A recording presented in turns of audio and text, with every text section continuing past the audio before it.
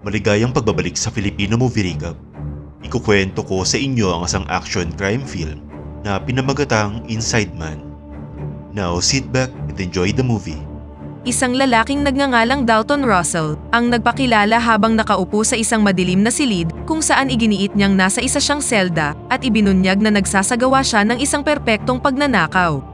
Samantala, ang Manhattan Trust Bank sa New York ay ni-raid ng isang grupo ng mga magnanakaw habang nakasuot ng mga damit ng pintor bilang pagbabalat kayo.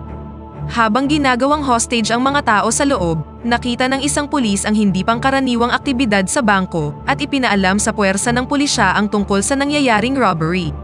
Si Detective Keith Frazier at Detective Bill Mitchell ay nalaman ang tungkol sa nangyayaring robbery at naatasang pangunahan ang negosasyon sa mga kriminal.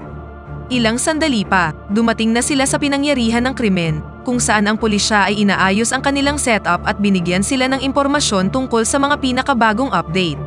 Sa loob ng bangko, inutusan ng mga magnanakaw ang mga hostage na magtipon sa main hall kung saan kinuha nila ang kanilang mga susi at cellphone.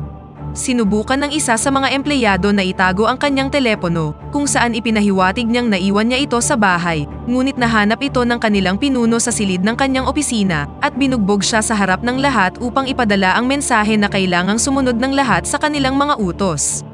Ang mga hostage ay pinilit na magpalit ng mga damit at maskara gaya ng sa mga magnanakaw.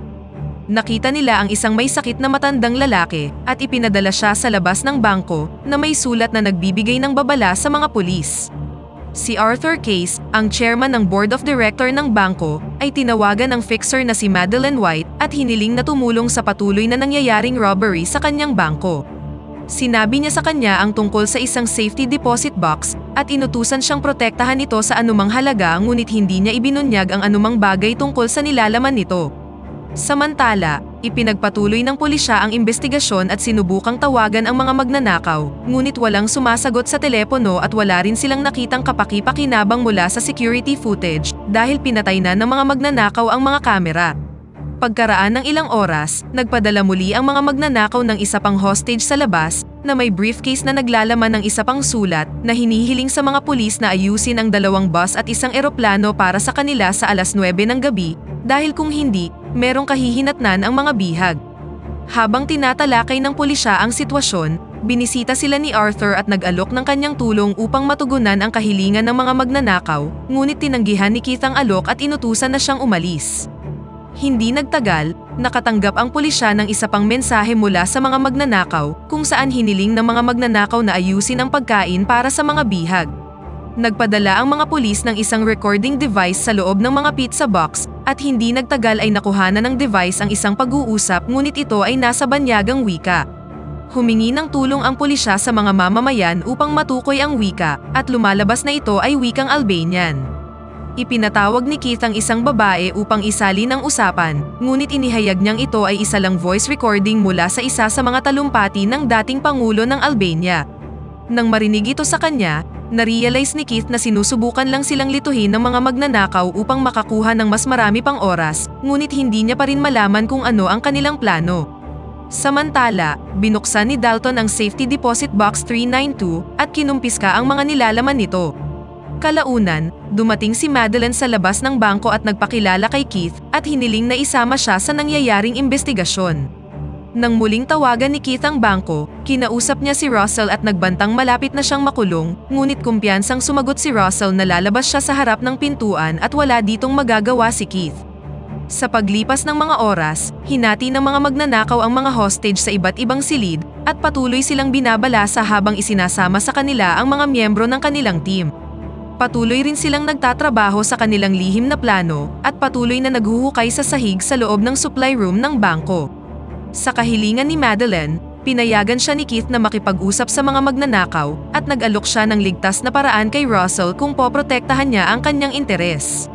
Pagkatapos makinig sa kanya, inimbitahan siya ni Russell sa loob ng bangko kung saan inalok siya ng babae ng $2 milyong kung poprotektahan niya ang nilalaman ng box, ngunit tinanggihan ni Russell ang alok.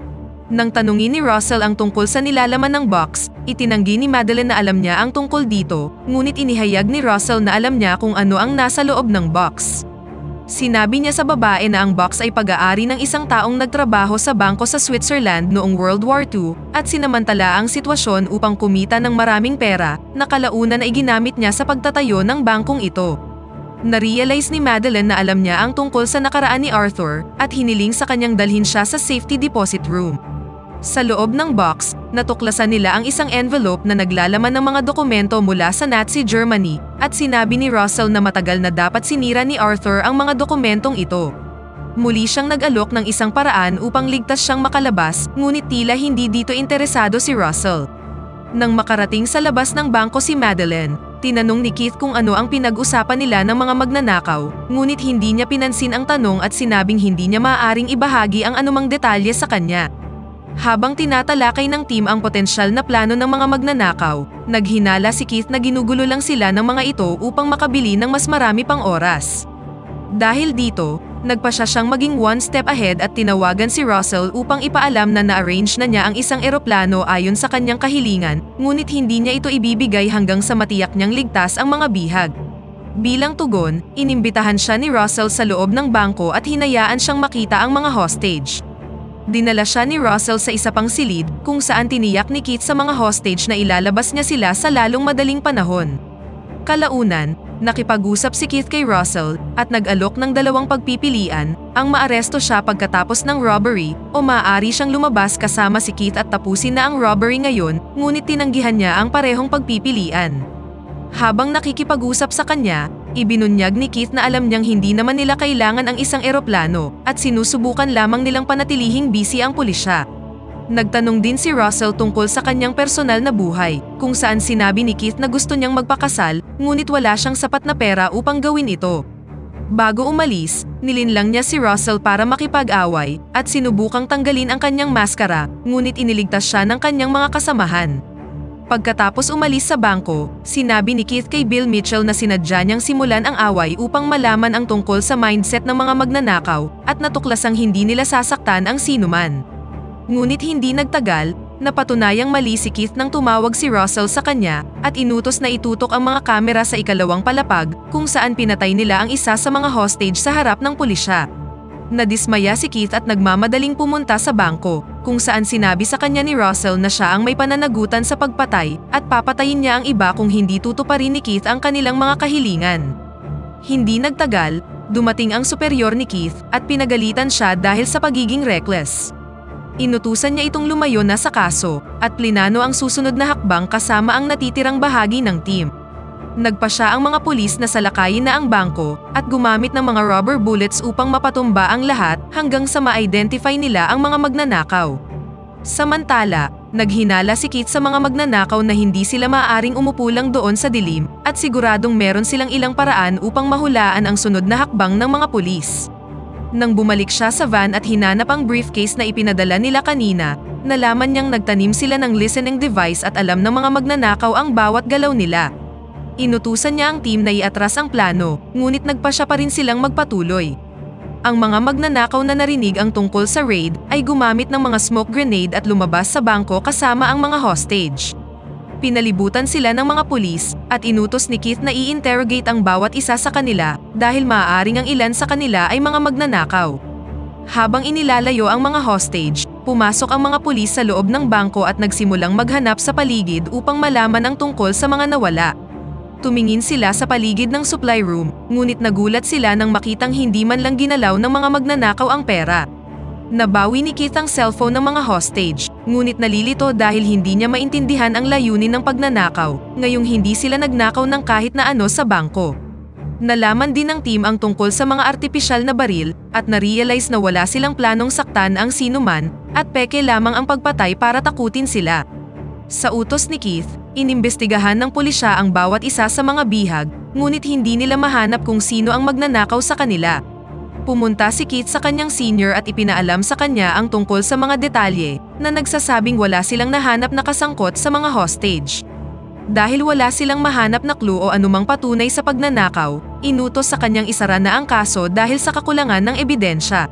Sumang-ayon dito si Keith, ngunit ipinagpatuloy niya pa rin ang paghahanap sa katotohanan. Pinag-aralan niya ang mga bank records at nalamang hindi binanggit ang safety deposit box number 392 kahit saan kaya inutusan niya si Mitchell na tulungan siya sa pagpapatakbo ng background check. Nakipagkita din siya kay Madeleine at kinumpronta siya tungkol sa kaso. Inilabas niya ang isang entrapment recording na ginawa niya kanina nang ipakilala sa kanya si Madeleine at pinagbantaan si Keith na makipagtulungan sa kanya. Pagkatapos itong mapakinggan, sinabi niya kay Keith ang tungkol sa mga dilang ni Arthur sa mga Nazis, ngunit inutos sa kanyang panatilihin itong kumpidensyal kung ayaw niyang mawalan ng trabaho. Kalaunan, nakipagkita si Madeleine kay Arthur at sinabi sa kanyang hindi pa handang sumuko si Keith sa kaso. Tinanong siya ni Arthur tungkol sa envelope, ngunit sinabi ni Madeleine na hawak na ito ng leader ng mga magnanakaw at baka plano niyang gamitin ito laban kay Arthur sa hinaharap. Kanyang sinabi na hindi kumuha ng anumang pera ang mga magnanakaw mula sa bangko, ngunit nakatitiyak siyang habol nila ang mga nilalaman ng box na pinaghihinalaan niyang mas mahal ang nilalaman. Pagkatapos ng ilang kumprontasyon, inamin ni Arthur na ang box ay naglalaman ng mga loose diamond at isang singsing na pag-aari ng asawa ng kanyang kaibigang Hudyo na kanyang ipinagkanulo sa mga Nazis dahil binayaran nila siya ng maraming pera. Nalaman ni Madeleine ang tungkol sa kanyang mga krimen, ngunit hiniling na ilihim ito bilang bahagi ng kanilang deal at sumang-ayon naman siya dito.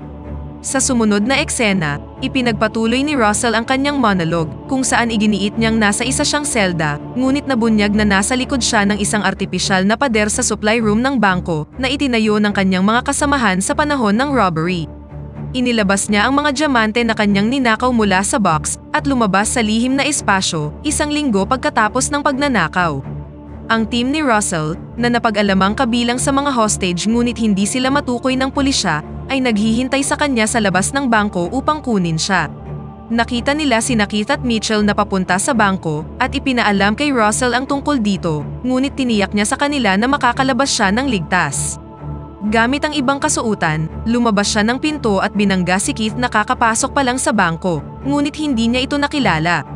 Ilang sandali pa, nakasama na muli ni Russell ang kanyang team na malugod siyang tinanggap at ipinagdiwang ang kanilang tagumpay.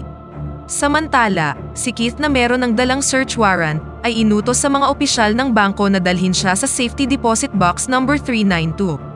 Doon, may nakita siyang diamond ring sa loob ng box na may note na nagsasabing sundan mo ang singsing. Pagkatapos nito, binisita ni Keith at Bill Mitchell si Arthur at nag-imbestiga sa kanya tungkol sa singsing, ngunit wala siyang kahit na anong ibinunyag. Kalaunan ay nakipagkita si Keith kay Madeleine at hinikayat siyang i-report si Arthur sa War Crimes Office.